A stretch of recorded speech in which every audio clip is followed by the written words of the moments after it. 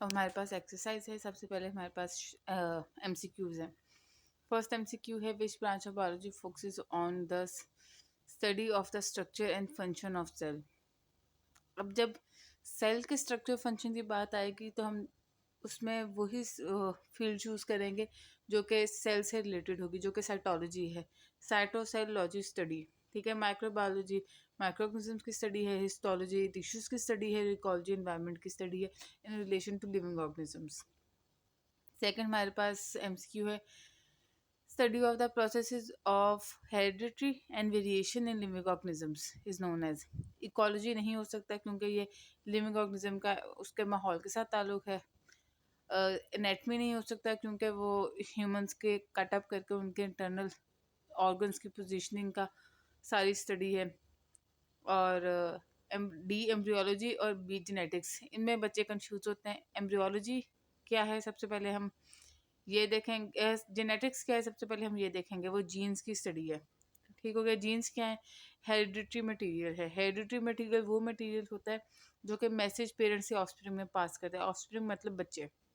Embryology क्या है, embryology study है बच्चे के बनने से, एग फर्टिलाइज होने से लेकर बच्चे के बनने तक के सारे प्रोसेस को स्टडी जो करते हैं हम, वो एम्ब्रियोलॉजी के साथ है। इस MCQ में कीवर्ड हेरिडिटरी है। ठीक है, इस वजह से जेनेटिक्स की स्टडी आएगा इसमें। जेनेटिक्स वो स्टडी है जो कि हेरिडिटरी मटेरियल और वेरिएशन को स्टडी करती है लिविंग ऑर्गेनिजम्स में। थर्ड पॉइंट है, insulin made to bacteria as an example of technique of parasitology, parasites की स्टडी है। बायोकेमिस्ट्री, बायो का रिलेशन है केमिस्ट्री सब्जेक्ट के साथ, केमिकल्स के साथ। हिस्टोलॉजी टिश्यू का की स्टडी है। बायोटेक्नोलॉजी क्या है, bio living organism, life. Techno technology, technology और लॉजी स्टडी। लिविंग ऑर्गेनिज्म पे कोई टेक्नोलॉजी अप्लाई करके उसको स्टडी करते हैं हम। अब इंसुलिन जो है वो बैक्टीरिया से बनती है और इंसान उसको अपने फ़ायदे के लिए इस्तेमाल करते हैं। ये बेसिकली बायोटेक्नोलॉजी की डेफिनेशन ही ये है कि आप लिविंग ऑर्गेनिजम्स को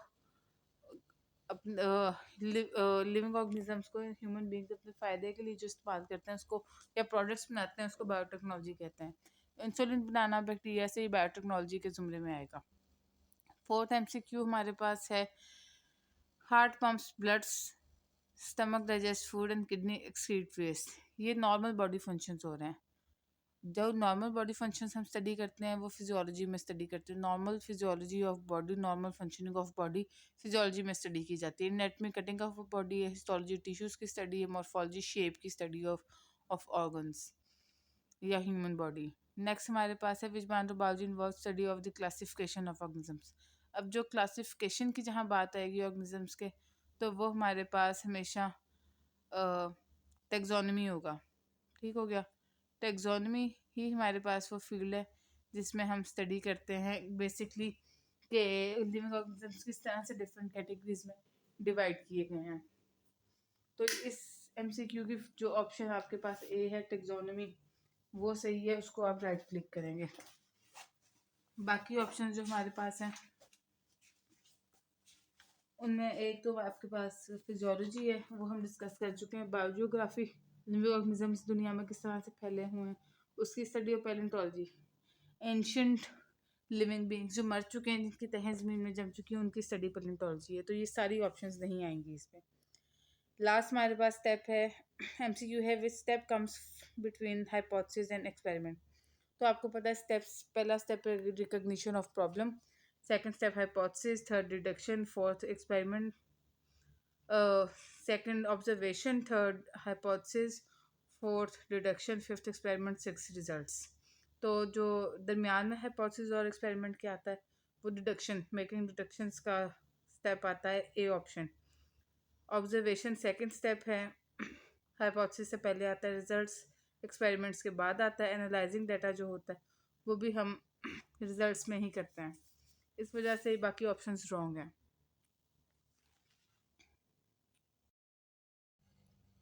अब सेवन्थ MCQ हमारे पास है, which of the following is not characteristic of scientific method, relies on evidence. ये सेकंड हमारे पास पॉइंट जो ऑब्जर्वेशन का था, उसमें हमने कहा था कि हम पुराना एविडेंस यूज़ करते हैं। ए सही स्टेटमेंट है। बी है इन्वॉल्व फॉर्मुलेटिंग हाइपोथेसिस। हाइपोथेसिस हम बनाते हैं, ये भी सही स्टेटमेंट है। Hypothesis will always be correct, ये रॉन्ग स्टेटमेंट है, क्योंकि हाइपोथेसिस हमने कहा था कि एक आर्जी से स्टेटमेंट होती है, टेंटेटिव स्टेटमेंट होती है, मफरूज़ा होता है, जो कि सही भी हो सकता है, गलत भी हो सकता है। इस वजह से थर्ड ऑप्शन आपके पास राइट ऑप्शन होगी एमसीक्यू की, क्योंकि यही एक ऐसा कैरेक्टरिस्टिक है जो साइंटिफिक मेथड में नहीं होता। फोर्थ है रिगरस टेस्टिंग। वो चाहिए होती है, बार बार साइंटिस्ट टेस्ट करते हैं ताकि उस हाइपोथेसिस को थ्योरी और लॉ में कन्वर्ट कर सकें या उस हाइपोथेसिस को रद्द कर सकें। 8, choose the correct sequence of steps of scientific method.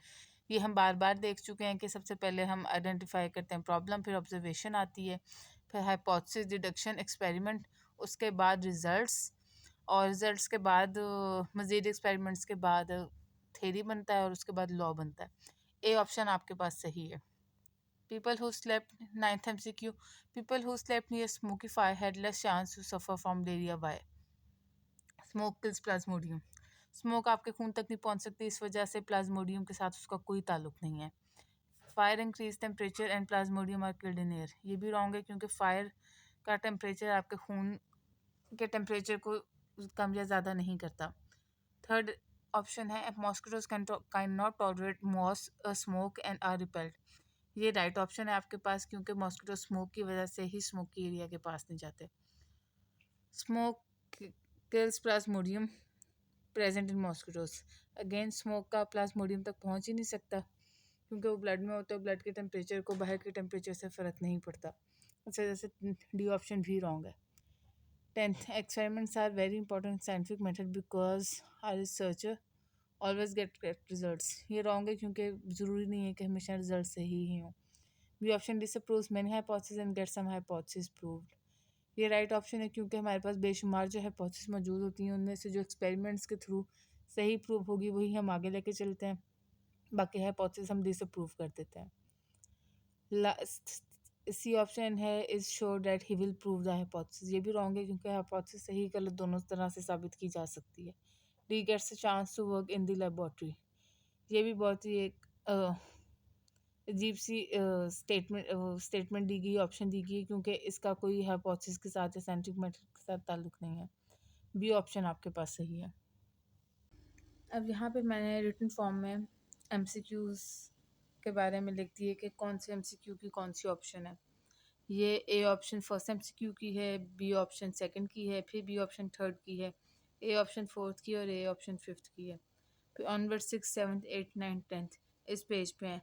अगर आपको समझ नहीं लगा सेपरेटली आपने देखना है, तो इसमें ऑप्शंस कौन सी सही है वो विद रीजनिंग इन दोनों पेजेस पे मौजूद है। आप एक दफ़ा रोक के इन दोनों पेजेस को देख सकते हैं। अब हमारे पास शॉर्ट क्वेश्चंस हैं। शॉर्ट क्वेश्चंस को अगर हम देखें तो फर्स्ट में है define the branches of biology. अब ये genetics, anatomy, palaeontology, marine biology and pathology, ये 5 ब्रांचेस उसने आपको कहा है कि डिफ़ाइन करनी है। पेज 6, 7 और 8 पे ये इनके आंसर्स हैं। जो जेनेटिक्स की डेफिनेशन है वो डेफिनेशन नंबर 8 है, एनेटमी की डेफिनेशन नंबर 2 है, पैलेंटोलॉजी की डेफिनेशन नंबर 9 है, मेरीन बायोलॉजी की डेफिनेशन नंबर 12 है और पैथोलॉजी की डेफिनेशन नंबर 13 है। ये अगर आप अपना पेज 6, 7, 8 का ओपन करें तो ब्रांचेज और सबफील्ड्स ऑफ बायोलॉजी, इस मेन टॉपिक में ये सारी डेफिनेशंस मौजूद हैं। ये डेफिनेशंस आपने पेपर में लिखनी है अगर आपसे ये शॉर्ट क्वेश्चन पूछा जाए। नेक्स्ट वो पूछता है which branch of biology involves the study of the development of organism from fertilisation to birth और हैचिंग। ह्यूमंस या मैमल्स की कंडीशन में फर्टिलाइजेशन से लेकर बर्थ तक का प्रोसेस होता है, और जो बर्ड्स हैं उनकी कंडीशन में फर्टिलाइजेशन से लेकर हैचिंग, अंडे से चूज़ा निकलने को, अंडा टूट के जो चूज़ा निकलता है उसको हैचिंग कहते हैं।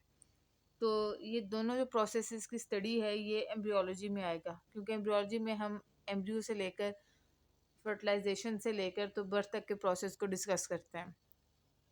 सेकंड शॉर्ट क्वेश्चन का आंसर है एम्ब्रियोलॉजी। थर्ड शॉर्ट क्वेश्चन है how is the profession of medicine and surgery different from animal husbandry. अब इसमें आप इनका डिफरेंस लिखेंगे। पेज नंबर 10 और 11 आप देखें, 10 पे डेफिनेशन फर्स्ट जो टॉपिक है वो उसमें आपको मेडिसिन और सर्जरी की डेफिनेशन दी गई है। वो आपने लिखनी है, और कितना ड्यूरेशन लगता है इस डिग्री को कंप्लीट करने में वो लिखना है आपने। नेक्स्ट फिर आपने एनिमल हस्बेंड्री की डेफिनेशन, और फिर कितना टाइम या कौन सी डिग्री करके आप एनिमल हस्बेंड्री की फील्ड में जा सकते हैं, ये दो दो पॉइंट्स आपने दोनों के बनाने हैं। फोर्थ शॉर्ट क्वेश्चन है आपके पास differentiate between morphology and physiology. ये बड़ा इंपॉर्टेंट शॉर्ट क्वेश्चन है, और इसमें आपने दोनों की डेफिनेशन लिखनी है। जो की पॉइंट है ना इसमें, जो की वर्ड जो आपने अपनी डेफिनेशन में यूज़ ज़रूर करना है, वो है कि मॉर्फोलॉजी फॉर्म और स्ट्रक्चर को बताती है, और जो फिजियोलॉजी है वो नॉर्मल फंक्शनिंग को बताती है। मॉर्फोलॉजी फॉर्म या स्ट्रक्चर, और फिजियोलॉजी फंक्शनिंग, ये दोनों के कीवर्ड्स हैं जो आपने अपनी डेफिनेशन में ज़रूर लिखने हैं या हाईलाइट करना है, और साथ एक एग्जांपल देनी है। जब आपसे डिफरेंस का पूछा जाए ना, तो आपने पेज के सेंटर में लाइन लगानी है। एक तरफ आपने लिखना है मॉर्फोलॉजी, एक तरफ फिजियोलॉजी, या जो भी कंपैरेटिव डेफिनेशन आपसे पूछी जाए। लेट्स से आपसे मॉर्फोलॉजी फिजियोलॉजी पूछा है, आपने एक तरफ मॉर्फोलॉजी लिखना है, एक तरफ फिजियोलॉजी लिखना है। पहला पॉइंट बना के दोनों की डेफिनेशन लिखनी है, दूसरा पॉइंट बना के आपने दोनों की एग्जांपल लिखनी है साइड बाय साइड, एक दूसरे के पैरेलल। तो ये बड़ा अच्छा आपका एक आपको डिफरेंस, जो पेपर चेक कर रहा होगा उसको डिफरेंस समझ आएगा कि अच्छा ये पहले कंपैरेटिव दोनों के आमने सामने डेफिनेशंस हैं, फिर एग्जांपल हैं, फिर अगर कोई एक आध लाइन में और उसने डिफरेंस या एक्सप्लेन किया हो वो लिखना चाहें वो लिख दें, लेकिन आमने सामने। फिफ्थ आपके पास शॉर्ट क्वेश्चन है कंप्यूटेशनल बायोलॉजी। कंप्यूटेशनल बायोलॉजी में भी इसकी डेफिनेशन आएगी जो कि पेज 9 पे है। लास्ट आपके पास जो शॉर्ट क्वेश्चन है वो है role of observation and experimentation in the scientific method.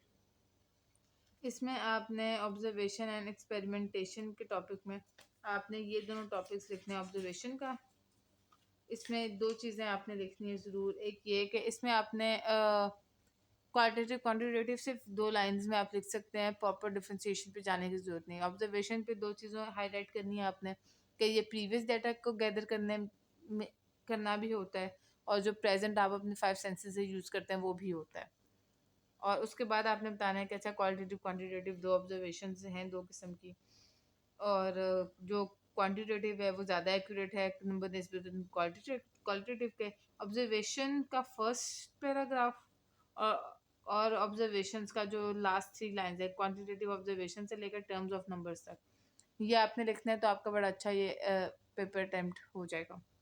Next वो आपसे एक्सपेरिमेंटेशन का पूछता है, तो एक्सपेरिमेंटेशन में भी आप जो फर्स्ट पैराग्राफ है वही लिखेंगे, एक्सपेरिमेंटल कंट्रोल ग्रुप का डिफरेंस नहीं लिखेंगे शॉर्ट क्वेश्चन में। ये शॉर्ट क्वेश्चंस की आपके पास की है, आप यहाँ पे एक दफ़ा पॉज करके तो शॉर्ट क्वेश्चंस देख सकते हैं। अगर आपको बोलना समझ नहीं आता तो आप इसको देख के अपनी बुक से टैली करके मार्क कर सकते हैं कि कहाँ पे कौन सा शॉर्ट क्वेश्चन है या क्या लिखना है कौन से शॉर्ट क्वेश्चन में। ये डेफिनेशंस ही हैं सारी, इस वजह से इसमें कोई ऐसी बड़ी बात नहीं है। अब हमारे पास लॉन्ग क्वेश्चन स्टार्ट हो गए हैं। फर्स्ट जो लॉन्ग क्वेश्चन आपके पास है वो उसने कहा है कि आपने लिंक करना है बायोलॉजी को with physics, chemistry, stats, geography, economics and computer science.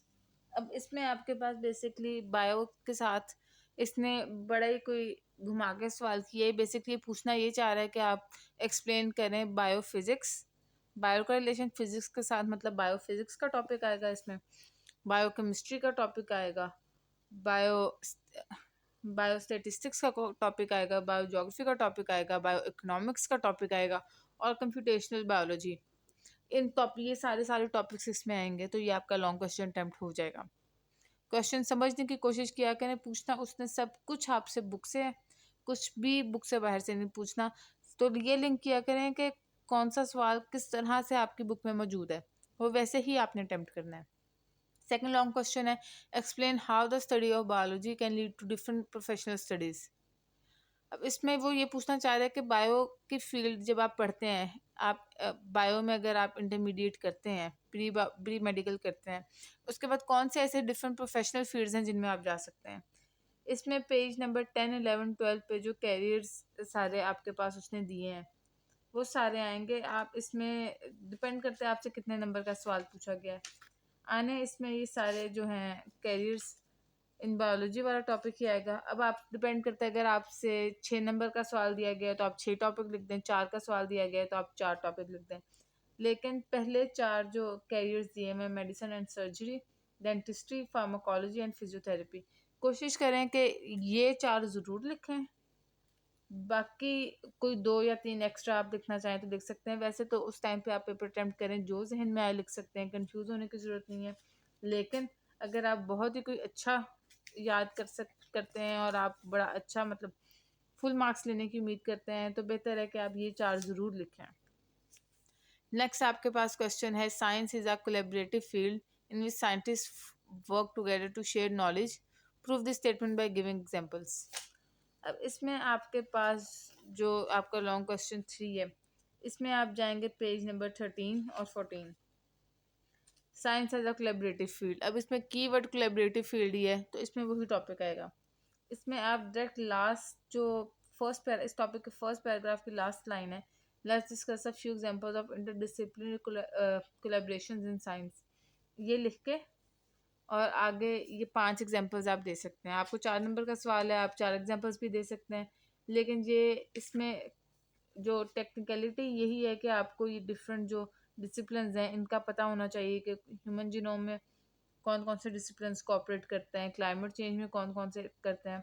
तो अगर आप इस टॉपिक पे जाएं, जब हमने ये स्टडी किया था तो मैंने आपको एग्जांपल के साथ हर एक एग्जांपल एक रिसर्च टॉपिक बताया था कि क्लाइमेट चेंज है तो जैसे फ्लड की सूरत हाल है आजकल, तो डिफरेंट फील्ड्स कैसे कोलैबोरेट कर रही हैं, ह्यूमन जीनोम प्रोजेक्ट में कैसे कर रही हैं।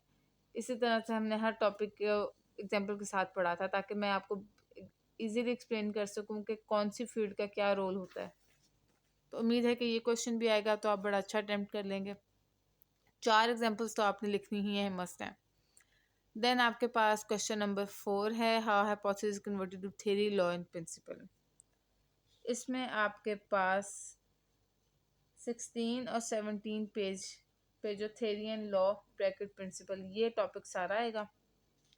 साथ अगर आप बहुत अच्छा अटेम्प्ट करना चाहते हैं तो आप फ्लो डायग्राम बना दें। आप बहुत डिटेल में फ्लो डायग्राम नहीं बनाना चाहते तो आप इतना ज़रूर मेंशन कर दें कि हाइपोथेसिस से इवेंचुअली रिजल्ट्स जो निकलते हैं उनकी रिपोर्टिंग से थ्योरी बनती है और थ्योरी से लॉ बनता है। अगर रिजल्ट्स डिसअप्रूव हों तो दोबारा हम हाइपोथेसिस की तरफ चले जाते हैं।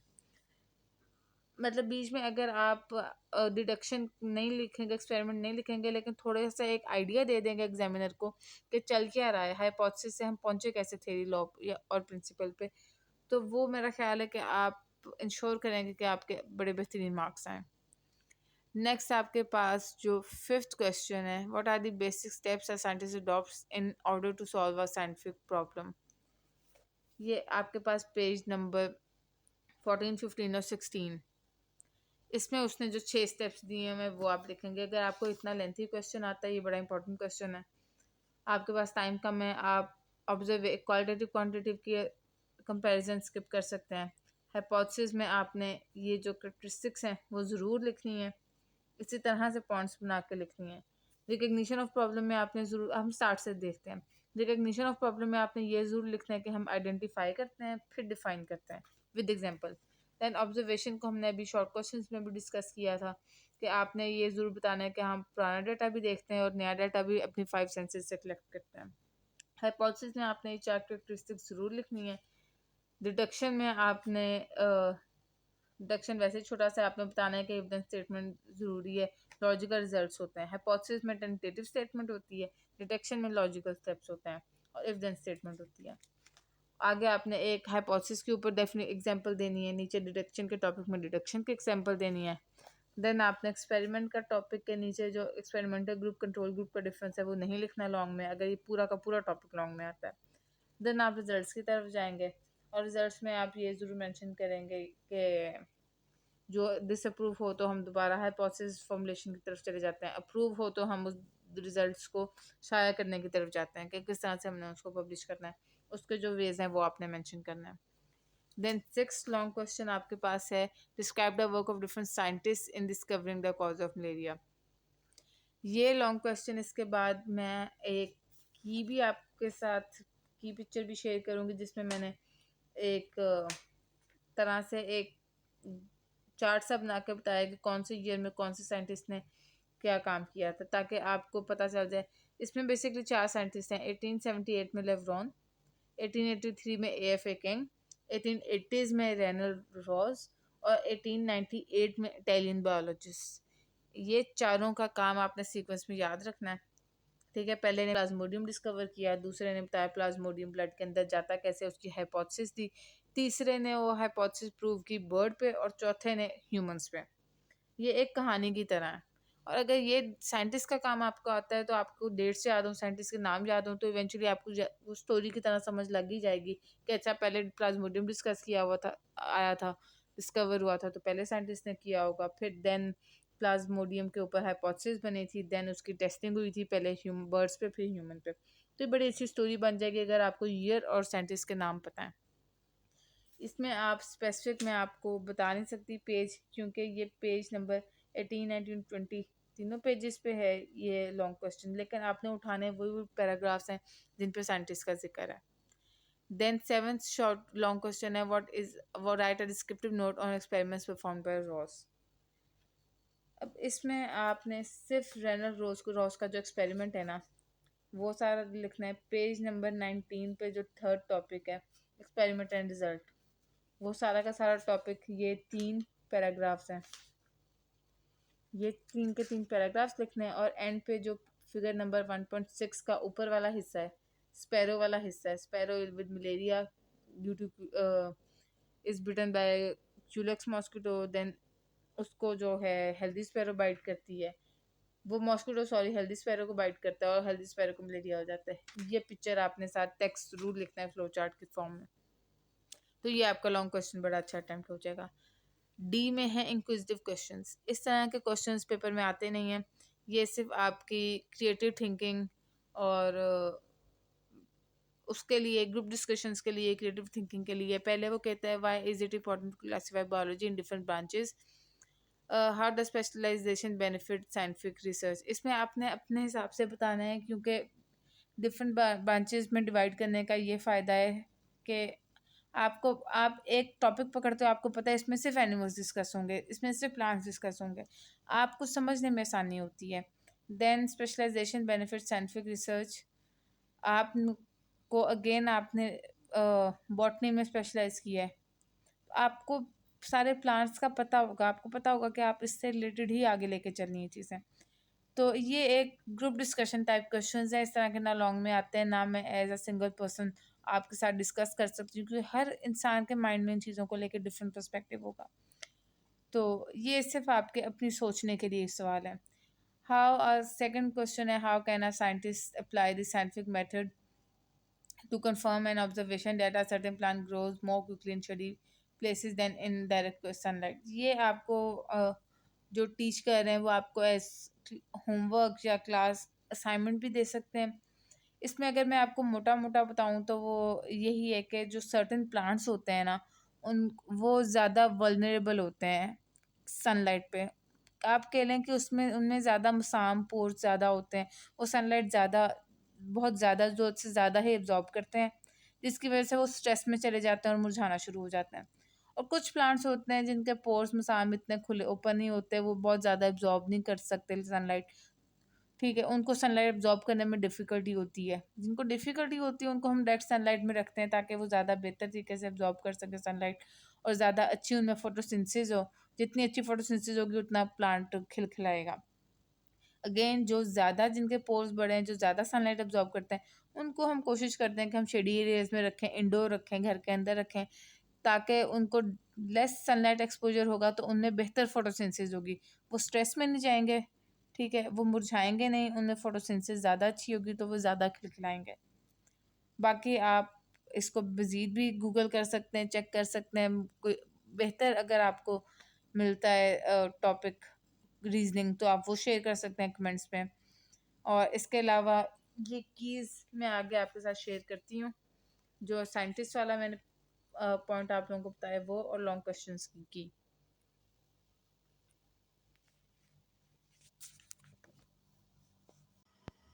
अब यहाँ पे ऊपर देखें अगर तो पूरा एक क्लू है कि नोफ्लिस मॉस्किटो के ह्यूमंस को काटता है और मलेरिया कॉज करता है, क्यूलेक्स मलेरिया बर्ड्स में कॉज करता है, और एडीज मॉस्किटो डेंगू कॉज करता है।